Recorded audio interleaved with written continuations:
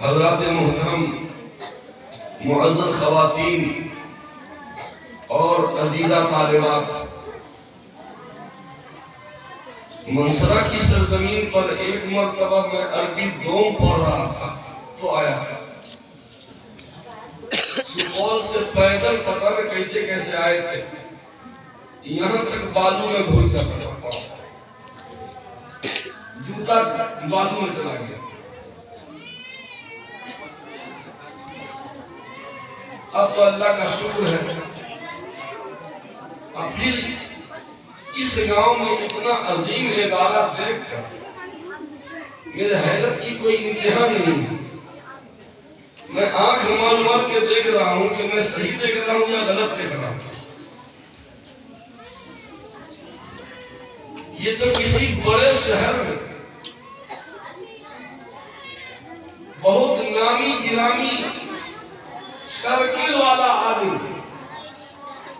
جس کا بہت دور دور تک اثر و رسوخ رہا ہو، وہ لوگ سالہ سال محنت کرتے ہیں تب جا کر اتنا بڑا عظیم ادارہ بن پاتا ہے۔ مجھے حیرت ہو رہی ہے کہ ہونہار بروئے کے چھڑنے پاک جناب عتیق اللہ صاحب، پتہ نہیں انہوں نے کبھی شکرانے کی نماز پڑھا کہ نہیں پڑھا۔ میری درخواست ہے کہ آج پڑھ لیجیے، پہلے پڑھے ہوں گے لیکن پھر پڑھ لیجیے۔ کاہے کا شکرانہ؟ اللہ تعالیٰ ایسی اولاد عطا کر دے جو اولاد دین کی خدمت میں لگی ہو، اس سے بڑھ کر عظیم نعمت ہو ہی نہیں سکتی۔ بڑے بڑوں کی اولاد برباد ہو گئی، بڑے بڑے شیخ الحدیث کی اولاد کو برباد ہوتے دیکھا ہے۔ بڑی بڑی عظیم ہستیوں کی بیٹیاں خاندان کی ناک کٹوا چکی ہیں۔ غلط نہیں بول رہا، یہ کتنی بڑی سعادت مندی کی بات ہے کہ اللہ تعالیٰ نے آپ کو چن چن کے اولاد دیا ہے۔ سلیکشن کے بعد، چناؤ کے بعد کوئی بچوں کا ادارہ چلا رہا ہے، کوئی بچیوں کا ادارہ چلا رہا ہے، کوئی اس میں پڑھا رہا ہے۔ ایسا لگتا ہے کہ گھر کے ہر فرد کو اللہ نے چن لیا۔ ظاہر ہے جناب علی ولی اللہ ہو یا عبید اللہ ہو، یہ سب تو اللہ ہی والے ہیں۔ جب تک گھر سے سپورٹ نہیں ملے گا کوئی کام نہیں کر پائے گا۔ والد کا سپورٹ سب سے پہلے ہوگا، یہ اپنا ہی گھر ہے۔ بتائیے، جس نے گھر حوالے کر دیا کہ چلو دین کی خدمت کرو، اور مدرسہ قائم کی، اس میں بھی زمین دی ہی ہوگی۔ واہ بھائی واہ، یعنی ایک وہ زمین ہے جس پر قرآن کی تعلیم ہوگی، وہ زمین دوسری زمین پر فخر کرے گی۔ یہ زمین قبول ہو گئی، اللہ نے منظور کر دیا زمین کو۔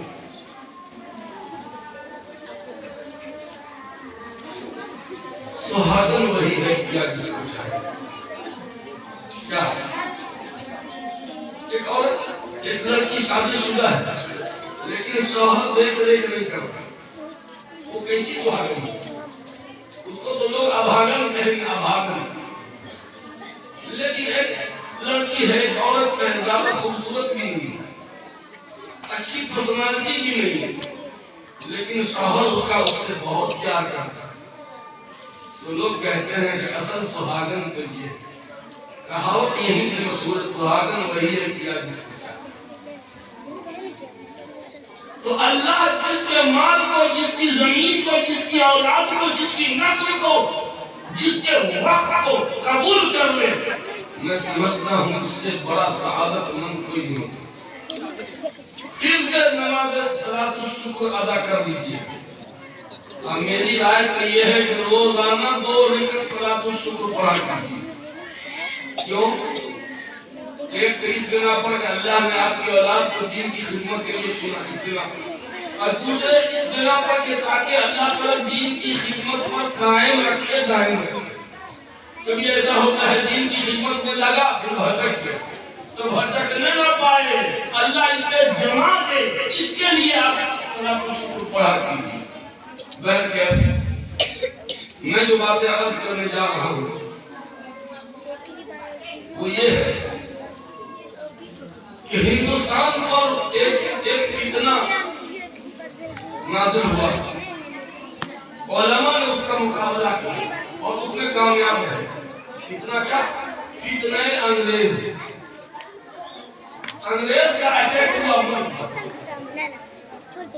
علماء نے مقابلہ کیا، تیروں تلوار سے بھی جنگ بھی لڑا، لیکن ظاہر ہے کہ سپر پاور ہے انگریز، اس سے ٹکر لینا ہے۔ اس کے لیے انہوں نے ایک تدبیر اختیار کی۔ کیا تدبیر اختیار کی ابھی بتاؤں گا بہت جلد۔ ایک ابھی فتنہ رونما ہے، اس فتنے کا مقابلہ کرنے کے لیے بھی اللہ نے الہامی تدبیر ذہن میں ڈال دیا اور نئی نسل کے علماء اس کی طرف چل پڑے ہیں، انشاءاللہ اس میں بھی کامیاب ہوں گے۔ انگریز کا فتنہ کیا تھا؟ انگریز نے ملک پہ اٹیک کیا، ملک پہ نہیں، اصل ہمارے ایمان پر اٹیک۔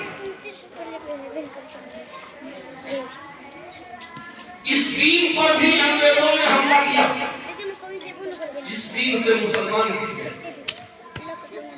وہاں کی مسجدیں گرجا گھر بنا دی گئی، وہاں کے مدارس شراب خانے میں تبدیل ہو گئے، ڈانس کلب بن گئے۔ اسپین پر بھی انگریزوں نے حملہ کیا، مسلمان مٹ گئے، مسجدیں چرچ بن گئی، مدارس شراب خانے قہوہ خانے اور ڈانس کلب بن گئے۔ اور اسی انگریز نے ہندوستان پر بھی حملہ کیا، لیکن یہاں کا مسلمان مٹا نہیں بلکہ پہلے سے زیادہ طاقتور ہو گیا۔ کیا بات ہے؟ حملہ کرنے والا تو وہی انگریز وہاں بھی تھا، یہاں بھی۔ اسپین پر بھی انگریز نے حملہ کیا، ہندوستان پر بھی انگریز نے حملہ کیا۔ کیا وجہ ہے کہ اسپین سے مسلمان مٹ گئے اور ہندوستان سے مسلمان مٹے نہیں بلکہ پہلے سے زیادہ طاقتور ہو گئے؟ کیا ہے وجہ جانتے ہیں؟ اللہ نے علماء کو ایک بات کا القاء کیا، الہام کیا کہ یہ کام کرو گے سپر پاور بھی تمہارے سامنے سپر پاور ہو جائے گا، وہ خود مٹ جائے گا، پاس ہو جائیں گے۔ وہ کیا؟ حضرت مولانا قاسم نانوتوی رحمۃ اللہ علیہ نے دارالعلوم دیوبند کی بنیاد ڈالی اور دارالعلوم دیوبند کے کوکھ سے ہزاروں لاکھوں گاؤں قریا ضلع ہر شہر ہر قصبہ ہر گاؤں ہر بلاک میں چھوٹے بڑے تعلیمی ادارے مدارس کا جان مٹاؤ۔ تم کیسے مٹاؤ گے؟ ہم اب کاغذ پر نہیں دلوں پر قرآن لکھنے چلے ہیں۔ تجھے جو ضد ہے اگر بجلیاں گرانے کی، تجھے جو ضد ہے اگر بجلیاں گرانے کی، ہمیں بھی ضد ہے وہی آسمان بنانے کی۔ اب ہم دلوں پر قرآن چھاپ رہے ہیں، پریس کو بند کرو، ہم دلوں پہ قرآن لکھنے چلے ہیں۔ مومن بنانے کی فیکٹری ہم کھول رہے ہیں، مومن بنانے کا پلان چلا رہے ہیں۔ اینٹ کا بھٹا دیکھیں، چیمنی، اسٹیل کا پلانٹ راول قلعہ چلے جائیے، جمشیدپور چلے جائیے، وہ اسٹیل کا پلانٹ، اسٹیل کا کارخانہ ہے۔ یہ سیمنٹ کا کارخانہ چھتیس گڑھ چلے جائیے، الٹراٹیک سیمنٹ کا کارخانہ وہاں آپ کو ملے گا۔ مومن بنانے کا کارخانہ دیکھیں، یہی تو ہے مومنہ اور مومن بنانے کا کارخانہ۔ ایمان کا پلان ہے، مومن بنانے کا پلان ہے۔ انگریزوں نے حملہ کیا، علماء نے مدارس کا جال بچھایا، ایسا بچھایا، اسلامی سپاہی تیار کیا۔ انگریز گویا بستر دے کے اس کو بھاگنا، کامیاب ہو گئے، مسلمان نہیں، اسپین سے مسلمان نہیں۔ وجہ کیا ہے؟ وہ ہمت ہار کے بیٹھے اور یہاں علماء ہمت ہارے نہیں بنا مقابلے کے لیے نیا محاذ کھولے اور ابھی ایک اور فتنہ نازل ہو چکا ہے. یہ دوسرا فتنہ ہے. اس فتنہ کا علاج کیا ہے؟ فتنہ آج کا سب سے بڑا فتنہ، سب سے عظیم فتنہ، فتنہ ارتداد. ہم لوگ گاؤں میں رہتے ہیں، اتنا احساس سوشل میڈیا کو کھنگال کے دیکھ لیجیے، پرنٹ میڈیا، الیکٹرانک میڈیا کو دیکھ لیجیے، شہر کی صورتحال دیکھ لیجیے.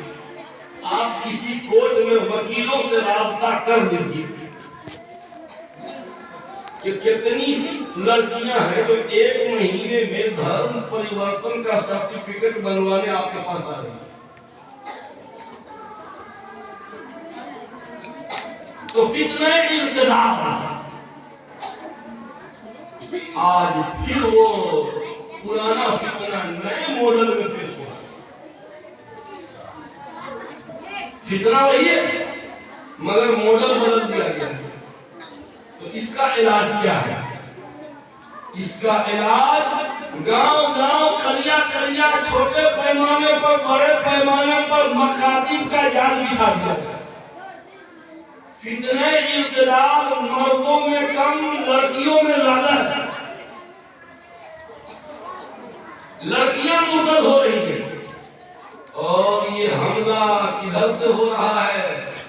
تعلیم کے راستے سے. تعلیم کے راستے سے ایمان پر ڈاکا، کیونکہ یہ راستہ بڑا پرکشش ہے. تعلیم کے راستے سے کیسے؟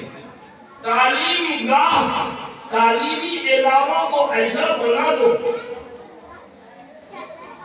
کہ نام مسلمان کا رہ جائے مگر اندر سے ہردے پریورتن ہو جائے، چوائس بدل جائے، پسند بدل جائے، اسلامی احکامات سے نفرت ہو جائے، مسئلہ حجاب، یہ قانون نقاب سے نفرت ہو جائے. یہ تو ارتداد ہی تو ہے. اگر اسلام کا کوئی قانون کسی کو پسند نہیں ہے تو وہ مسلمان کہاں رہا؟ کروڑوں بار کلمہ پڑھتا رہ جائے مسلمان ہے ہی نہیں. تو آج تعلیمی اداروں کو دشمنوں نے اکھاڑا بنایا. ایک تو یہ سمجھایا کہ تعلیم ضروری ہے، یہ تو ہم بھی مانتے ہیں. سرو شکشا ابھیان کو ہمارے آقا نے پہلے چالو کیا. سرو شکشا ابھیان، طلب العلم فریضۃ علی کل مسلم و مسلمہ کا کیا مطلب ہے؟ اس کا ترجمہ کیجئے اور سب شکشا ابھیان کا دونوں سیم بالکل یکساں. طلب العلم فریضۃ، یہ کیا ہے؟ یہ سب شکشا ابھیان ہے. تو تعلیم کو ضروری قرار دیا، لیکن یہ تو ہم بھی مانتے ہیں، لیکن تعلیم گاہوں میں علم اور عمل صالح سے خالی کر دیا.